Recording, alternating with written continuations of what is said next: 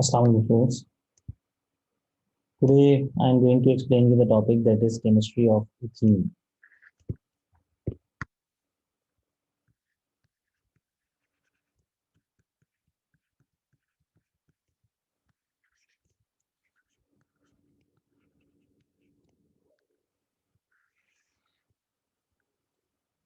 Ethene is a molecule having a formula C2H4.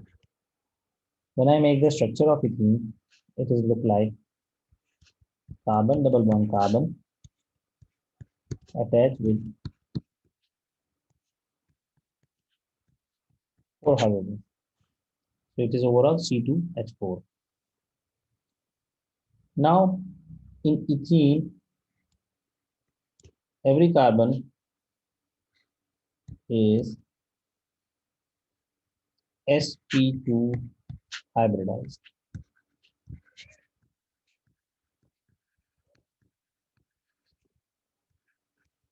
sp2 hybridized.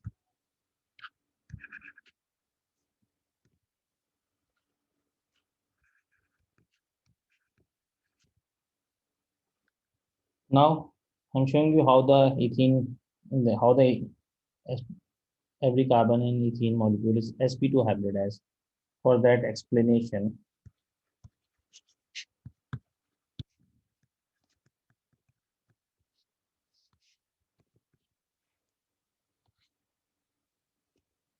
okay, देखिए बेटा carbon का atomic number है 6.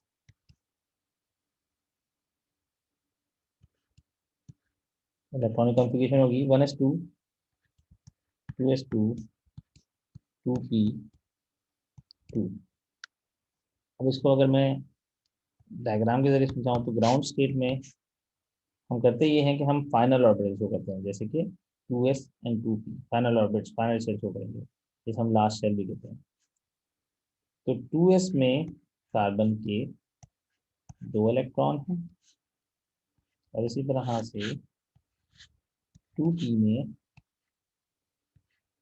भी 2 इलेक्ट्रॉन है. ठीक है, आप देख सकते हैं कि 2p में भी 2 इलेक्ट्रॉन है. इलेक्ट्रॉन को इस तरह से शो किया जाता है.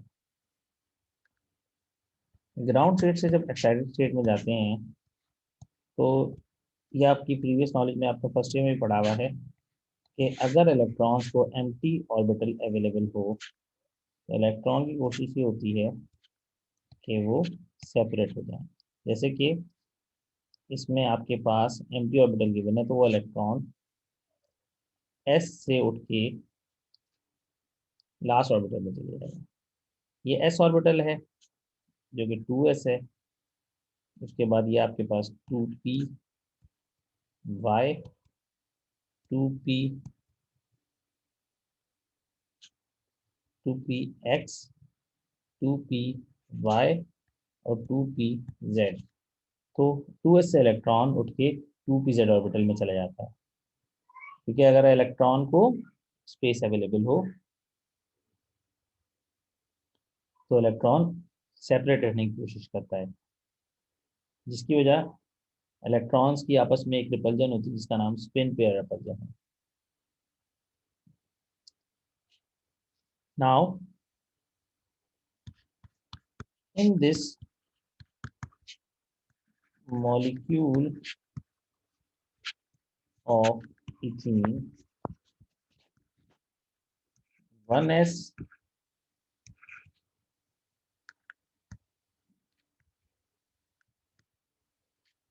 1s and 2p orbitals. कौन से हैं 2p ऑर्बिटल्स? एक 2px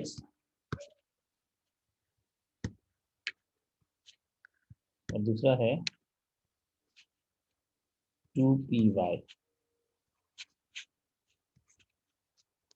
undergo hybridization.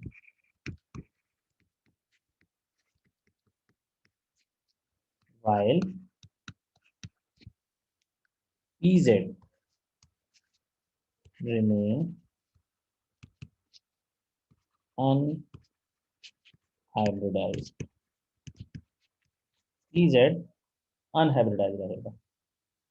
यानी कि मैं अगर कहूँ तो ये s और पी एक्स और पी वाई, एक s पी एक्स और पी वाई ये हाइब्रिडाइज होते हैं, जबकि पी जेड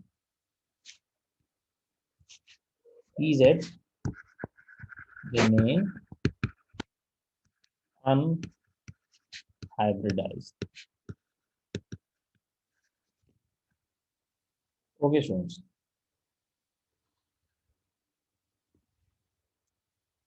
तो अब होता कुछ इस तरह से है कि पहले हाइब्रिडाइजेशन को भी आप समझ लीजिए, वैसे तो मैं पहले भी डिस्कस कर चुका हूँ, लेकिन अभी आपको मैं एक्सप्लेनेशन में भी समझा देता हूँ।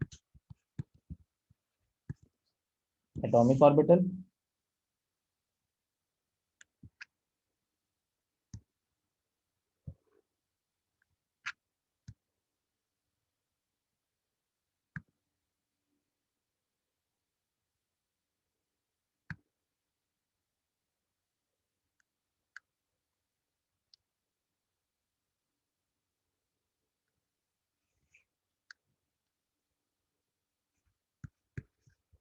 Hybridised orbital.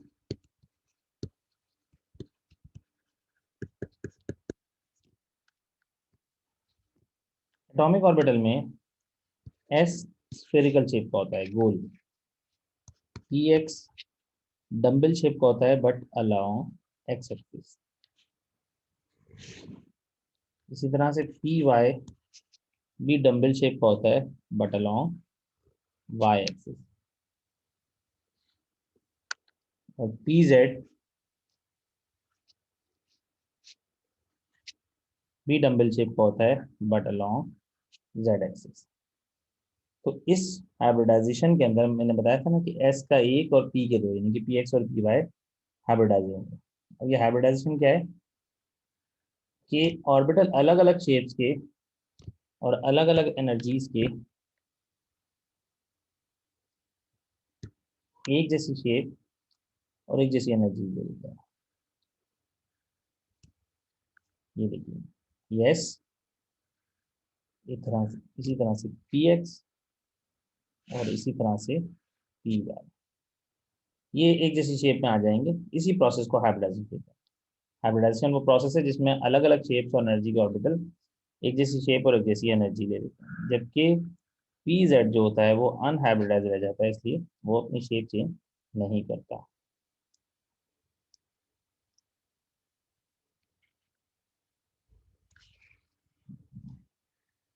अब हम स्ट्रक्चर समझाएंगे तो उसमें हम ये बताएंगे कि फॉर वन कार्बन ये ऑर्बिटल्स अपने आप को कैसे अरेंज करेंगे।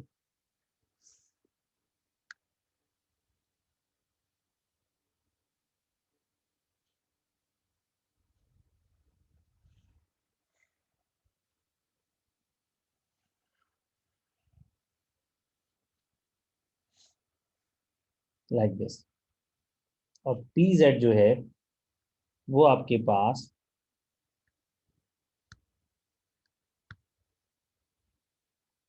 अनहाइब्रिडाइज फॉर्म में आएगा। अब ये मैं पी जेड को शो करता हूँ एक अलग कलर से। ये अनहाइब्रिडाइज है, इसलिए मैंने इसे अलग कलर से शो किया। ये पूरा का पूरा वैसे ही बन गया जैसे कि पी जेड था।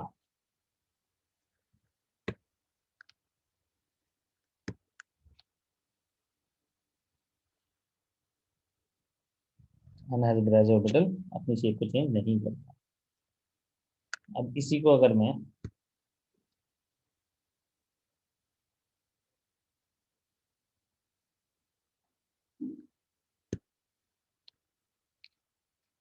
लिखूं फॉर टू कार्बन, क्योंकि इथीन में असल में दो कार्बन है, तो स्ट्रक्चर कैसा बनेगा।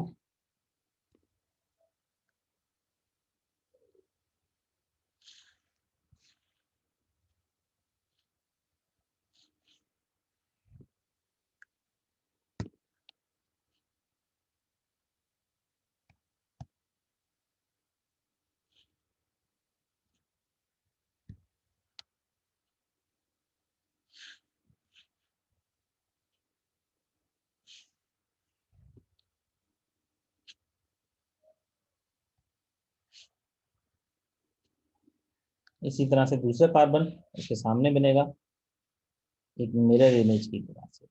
एक ऑर्बिटल ये आ गया, दूसरा ऑर्बिटल ये आ गया, तीसरा ऑर्बिटल ये आ गया। ठीक है, और अब बनेगा अनहाइब्रिडाइज ऑर्बिटल। जो अनहाइब्रिडाइज ऑर्बिटल बनेगा वो कुछ इस तरह बनेगा कि ये अनहाइब्रिडाइज पीजेड ऑर्बिटल जो है वो अपनी शेप में वैसे ही रहेगा और वो ऐसे यहाँ बनेगा। अब आप देख सकते हैं कि ये दोनों अनहाइब्रिडाइज ऑर्बिटल पीजेड जो हैं ये एक दूसरे के पैरेलल हैं, इसलिए इनकी पैरेलल ओवरलैपिंग होगी। ठीक है, एक ओवरलैपिंग को हाफ पाई कहा जाता है, दूसरी ओवरलैपिंग को भी हाफ पाई कहा जाता है, इस तरह मिला के टोटल 1 पाई बन जाता है। जबकि ये जो ओवरलैपिंग कहलाती है, इस ओवरलैपिंग को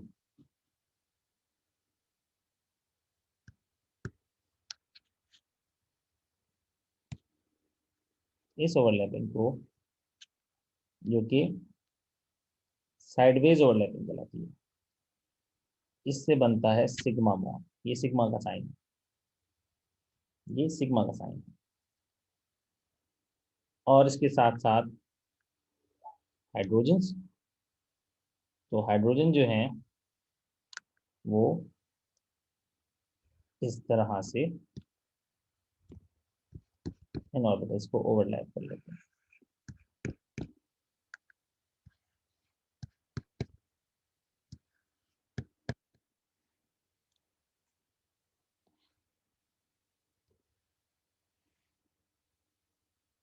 अब मैं अगर इथीन का स्ट्रक्चर आपके सामने बनाऊं तो आपको ये ऑर्बिटल स्ट्रक्चर भी क्लियर हो जाएगा। देखिए बेटा, कार्बन,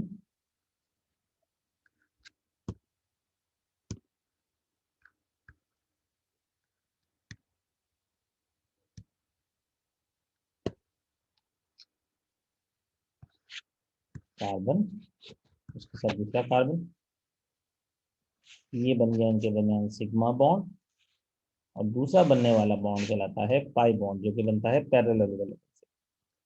और फिर इस तरह से इस पे मौजूद हाइड्रोजन, ये बन गया आपके पास orbital structure of ethene molecule.